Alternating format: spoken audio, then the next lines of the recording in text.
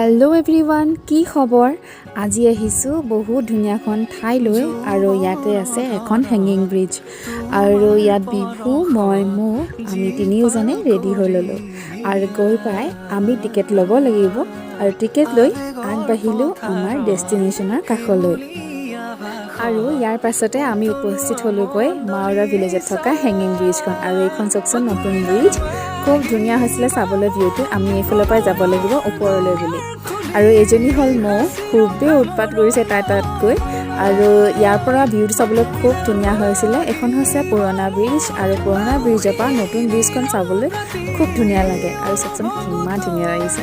আৰু এই দৃশ্য উপভোগ কৰাৰ পাছতে লগ পালো মই মোৰ পুৰণা বান্ধৱী মোৰ ফ্ৰেণ্ড তাইক লগ পাই খুবেই ভাল লাগিলে